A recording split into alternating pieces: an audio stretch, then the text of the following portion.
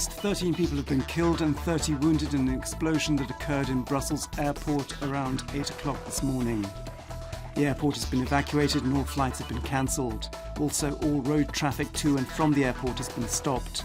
In Croatia, this has resulted in flight cancellations, while this morning's Croatia Airlines flight to Brussels had to fly around the airport for 2 hours before deciding to land in Amsterdam. And shortly after the airport attack, another 3 explosions occurred on the underground in the vicinity of EU institutions.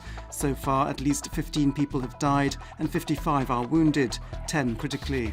All underground stations in Brussels have been closed, and the European Commission and Council of Europe buildings have also been closed.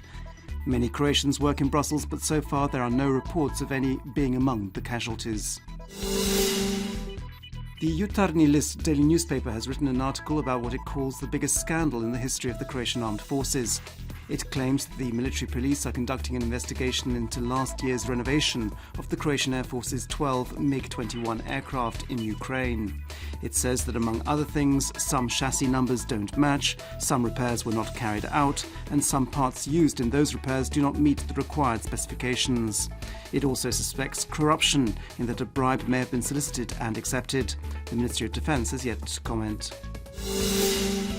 After receiving Parliament's endorsement yesterday, Croatia's new Veterans Affairs Minister, Tomo Medved, has already visited the protest tent that veterans erected outside his ministry over 500 days ago. Medved has announced that one of his biggest challenges is to resolve the concerns of these protesters, and this afternoon he is meeting with veterans associations to lay out his vision of what lies ahead, for which he will be seeking their support. Foreign and European Affairs Minister Miro Kovac is on an official visit to Slovenia. He is meeting his Slovenian counterpart Karl Erjavec, Prime Minister Miro Cerar and President Borut Pahor. They will discuss the Brdo Briuni process, the economy and outstanding issues, one of which will be the announced removal of the razor wire fence Slovenia erected along parts of its border with Croatia.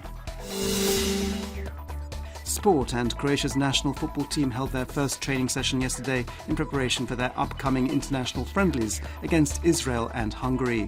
On display will be the team's latest strip, which were unveiled last night in Zagreb. And in ABA basketball action, Cedevita plays host to Red Star in the second of their best-of-3 semi-final matches tonight at 8 p.m.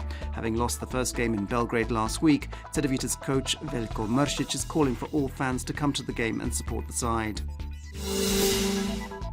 This afternoon's forecast calls for mostly sunny weather along the northern Adriatic coast, while in western and northern inland regions clouds should partly clear. It'll be cloudier with rainfall expected in Lika, Dalmatia and Slavonia.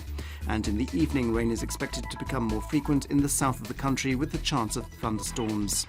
On the northern and a part of the central Adriatic, a northeasterly Bura wind will gradually strengthen, and during the evening there'll be gale-force gusts in places, especially in the Velebit Channel. There'll be a moderate to strong easterly and southeasterly wind along the southern coast. Highest daily temperatures will be between 7 and 12 degrees Celsius inland and between 13 and 18 degrees on the coast. It'll be mostly cloudy on Wednesday inland with occasional rain and snow in the mountains. On Thursday, this precipitation will stop and Friday will be sunnier. There'll be a moderate and in places strong northeasterly and northerly wind in most regions. On the coast, there'll be rain on Wednesday, which could be heavier in places, while in Dalmatia, thunderstorms are expected. Thursday will be sunnier and the rain should stop. Friday will be mostly sunny.